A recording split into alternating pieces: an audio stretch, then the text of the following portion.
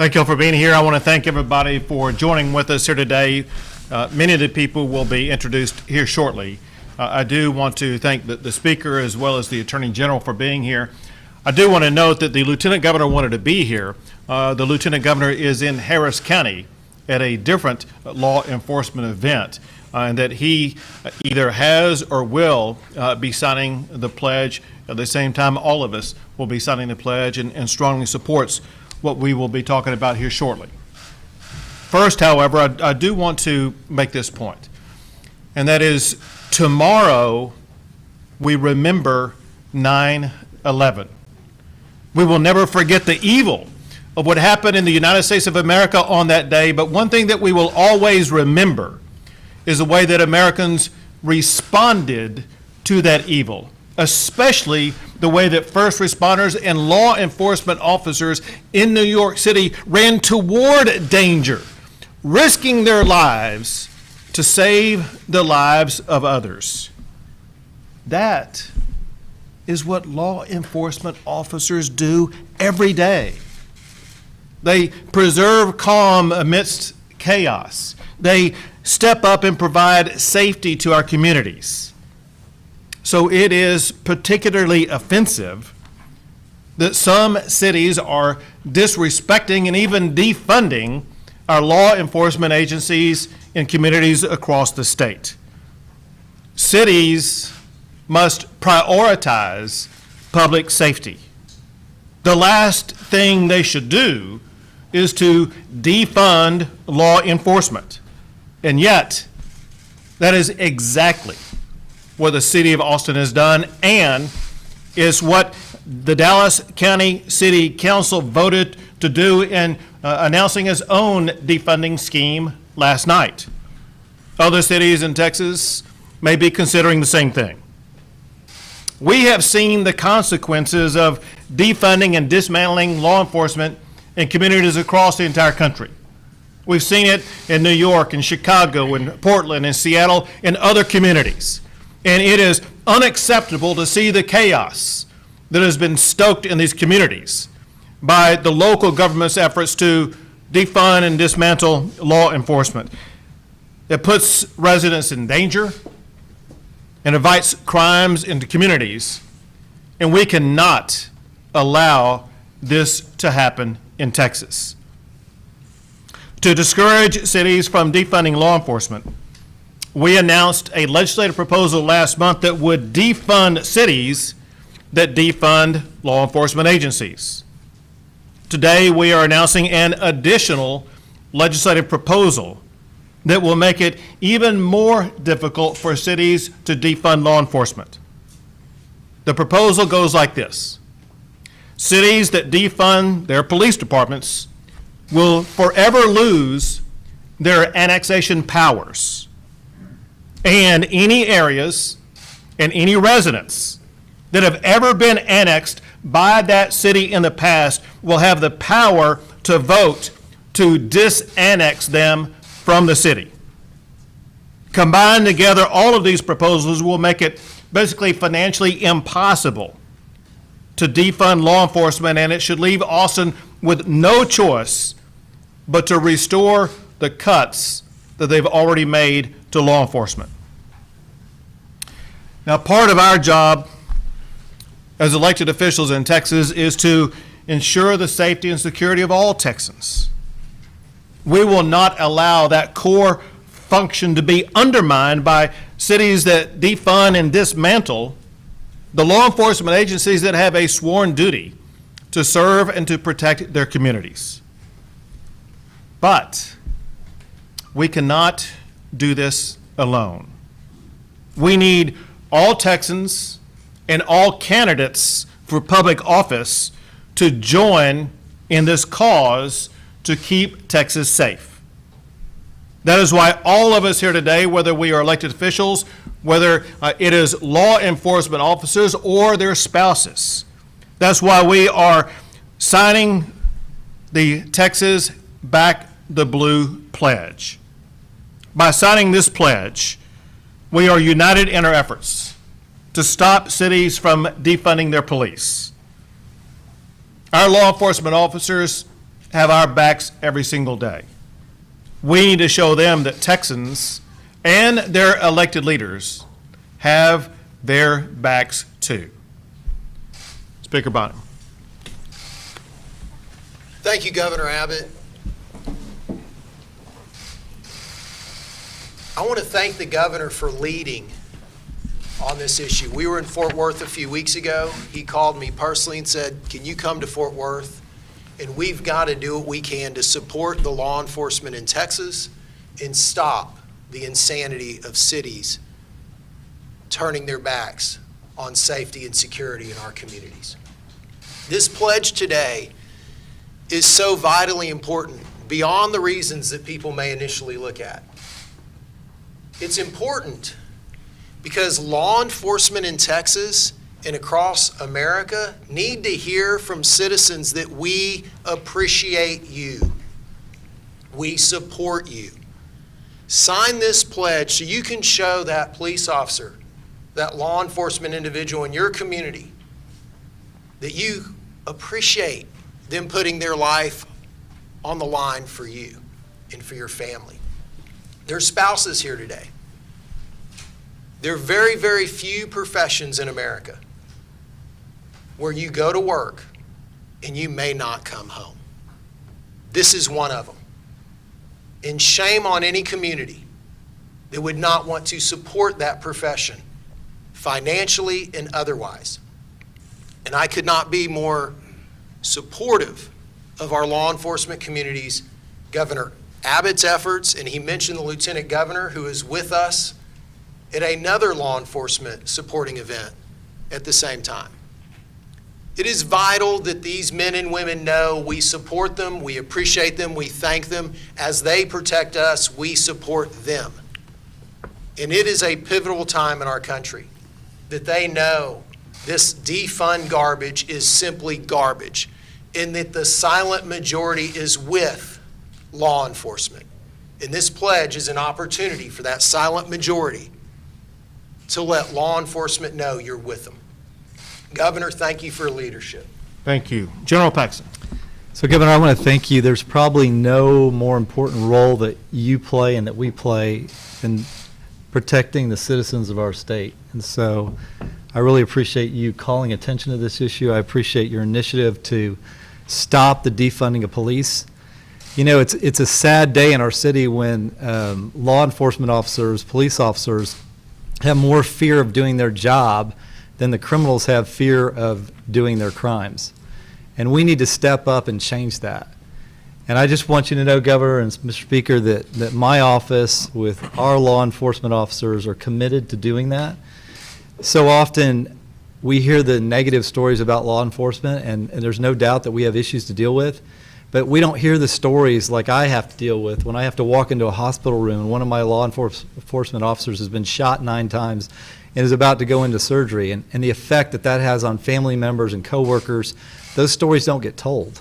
And there are thousands of officers, hundreds of thousands of officers around this country and in this state that are literally risking their lives every day, and there's no stories told. We never hear about it. They get up every day. They don't get paid as much as they should, and they get up every day and they risk their lives.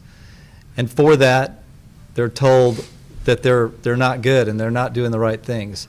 So I stand here with 2 of the great leaders of our state committed to supporting our law enforcement and stopping this ridiculous effort to defund our police. Thank you very much. We are honored to be at the home of the Austin Police Association today, and we thank them for opening up this facility for us. And we have with us as our next speaker, the president of the Austin Police Association, Ken Cassidy. Thank you. Would you pull that up right here?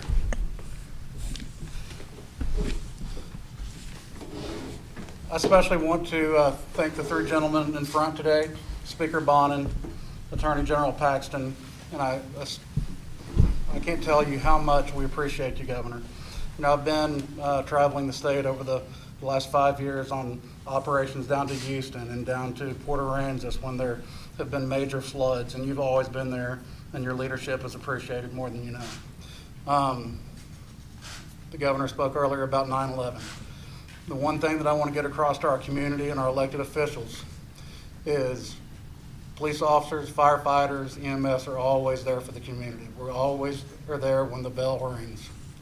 And now when I ask the community and our local politicians, state politicians, national politicians to step up and sign this pledge, I think it is brilliant, and it shows your weak leadership and your weak personality if you do not sign this.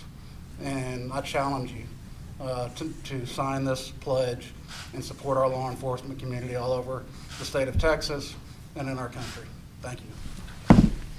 Thank you, Ken. And now we have the president of the Women's Association and Patrol Sergeant for the Austin Police Department, Melanie Rodriguez. Good afternoon. I've spent the last 23 years of my life dedicated to protecting the citizens of Austin. I've spent 15 of those years investigating sexual assaults, child abuse, and family violence cases. My third week on patrol after graduating from the police academy, my field training officer was shot right in front of me. The amount of murder victims, DWI victims, and assault victims are too numerous to count. This is not a job for the faint of heart, and the trauma that each officer takes home after years of these types of calls can never be healed. Today, I ask each Texan to stand with law enforcement and sign the Back the Blue pledge. We are the line that stands between safety and chaos, and we need your support. We are sons and daughters, mothers and fathers, husbands and wives. We're your neighbors, and we are not perfect. Each of us has a desire to serve and protect our communities, knowing that we may not come home at the end of the day. During the events of the last few months, our officers have continued to show up every day during the pandemic and during the rioting that began at the end of May. The vitriol and violence officers were met with every day and every night should disgust every citizen of Austin. Our local leaders sat in the comfort and safety of their homes, conducting Zoom meetings to reimagine public safety. Cadet classes were cut. This will impact your safety for years to come. The gang unit was cut in order to bolster patrol because we have no graduating officers to take those positions. The amount of guns and drugs taken off the street by the gang unit every year was staggering. As of January, this will no longer be a priority. This will directly affect the citizens of Austin. The DWI unit was cut in half, which unfortunately will lead to more deaths on our streets. When this comes to fruition, please remember who is directly responsible for this: your local leaders. This is not fear-mongering. This will be reality in Austin. I ask that in November, we reimagine the local leadership in Austin. In order to make change, you must vote and support candidates who would support law enforcement and safety in your city. So please back the blue and vote in November to keep Austin safe for everyone. Thank you. Thank you. And now the president of the Texas Peace Officers Association, Michael Roan. Thank you, Governor. As president of the Texas Peace Officers Association, I'm here to stand with you today and say, do not defund. However, I live in a community that has suffered from shootings and beatings of racist officers or suffered from violent crimes in red-line neighborhoods. I live in a community that sees excessive force used by bad police officers and police officers killing black people as a problem in the community. As a representative of TPOA, we're demanding police transparency and accountability, and to an end to police racism and brutality. As well, we seek to increase the number of officers to help change the culture and perception of the Austin Police Department. This can only be done with an investment in policing change, training and education systems, and increased hiring officers. Officers that contribute to the cultural change that the department needs to earn the respect of the community.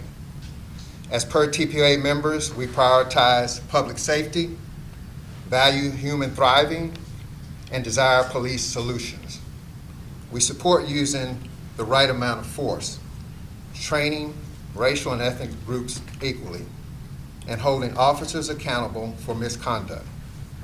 For all officers are being punished for the actions of those who do not wear the badge with honor, and we should not. Defunding only supports and continues systems that are currently in place. Therefore, defunding is not an option. Thank you. Thank you. And now the wife of an awesome police department officer, L.V. Johns. Thank you, Governor, for inviting me to speak today.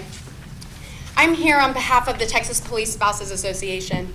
I'm the wife of a police officer who, like others, courageously serves his community. We the people have allowed the vocal minority to shape the world for the majority for far too long. The current cancel culture against our police officers with defunding of departments comes at a high cost to us all, a human cost.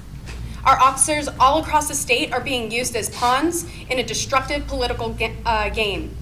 There's no logic to the defunding decisions that has sent a wave across the nation.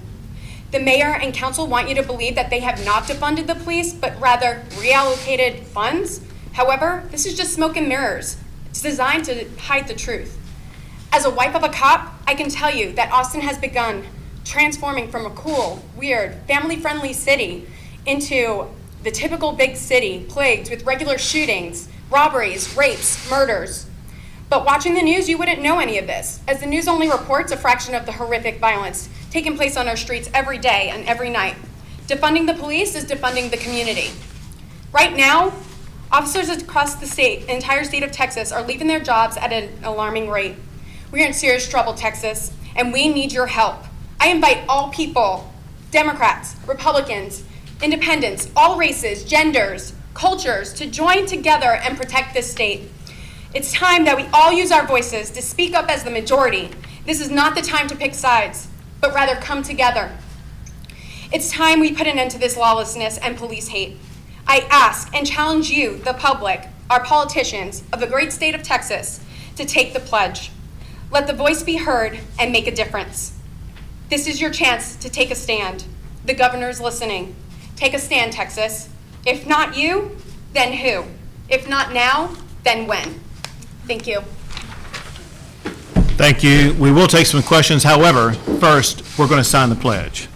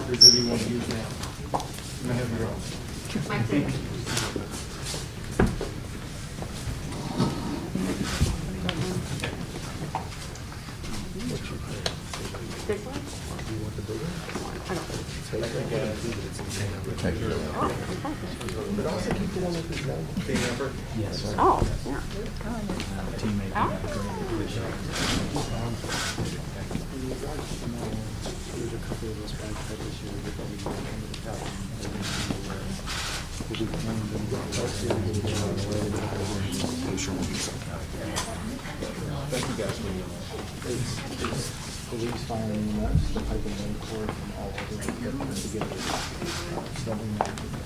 It's always to get the it's always new. And there is a generation out there who is unaware of it. I'm uninformed about it, but that's why we can. We'll do some Q&A.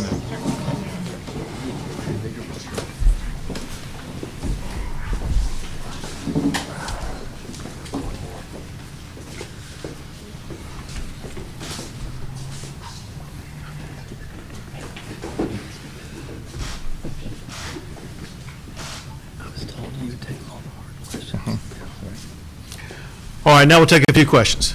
Governor, how do you define defunding? Is that any funding taken away from a police department for any reason.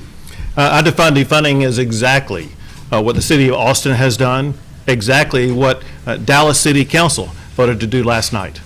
Do you feel like there's any compromise here, perhaps even in areas where even police officers might say there are other groups who might be better to respond to certain calls? You know, you need to look at that very carefully, because an example of what I've heard is that maybe it's better for social workers to respond to domestic violence calls. Who can forget what happened a month ago in Cedar Park when police officers showed up to a domestic violence call and they themselves were shot? So you got to be very careful when you start reassigning law enforcement duties to non-law enforcement officers. What are your plans with DPS in the city if the Austin Police Department decides, or if the Austin City Council decides to defund APD? So that is an issue that we are still considering. It has some layers of complexity to it that we need to continue to look at it, but it remains an option on the table. Would you mind starting over, please? Yeah, Fort Worth voters just voted to renew a sales tax that helps fund their police department, but, you know, in similar cities, if voters turned down a measure that would take away funding from the police, would that also fall under this definition of defunding police then? Well, again, the goal first is to make sure that cities don't take votes or action to defund law enforcement. There are strategies to do that within their own budgeting process and/or adding additional revenue to get it done. One thing that we have found consistently is citizens will support providing funding for law enforcement. Citizens are frustrated, however, with providing funding for issues they consider to be irresponsible. I'll give you an easy example, and that is, as we speak here today, trying to ask the city of Austin to provide more funding for their law enforcement, the city of Austin has devoted $500,000 to lobby the legislature so the legislature will not support the cause that we're supporting today. That's irresponsible. That is kind of spending is exactly what taxpayers are frustrated about. So voters voted to take away funding without also counting the funding in the city? I have yet ever to see voters vote to remove funding. So that's a hypothetical that has never existed. Governor, what would be the threshold, though? Because with ambiguity, it's hard to define what. Hey, well, you're exactly right. And so there are some ambiguities, and that's what a session is about. When we get all 150 House members, all 31 senators together, they're going to be able to go through all those nuanced details. Two more questions. For all the people watching, some may be families of victims from either being injured by police or killed by police. What do you say to them? One thing that I strongly support, and that is better training for law enforcement officers, better hiring policies, better equipment for law enforcement officers. Are all law enforcement officers perfect? Absolutely not. We want to hire better officers. We want to train them better. Those things do require more funding, though. Last question. Local officials, even law enforcement groups, post-SEC are believing that it would take away funding for essential services like policing. Because what do you say to cities and the leaders who say they're already working less because of that and the pandemic and the effect of pandemic? That is exactly what Mayor Adler lobbied the legislature for multiple years, saying that Senate Bill 2 was dangerous and risky because it would require him to reduce his police budget. Senate Bill 2 doesn't reduce your budget.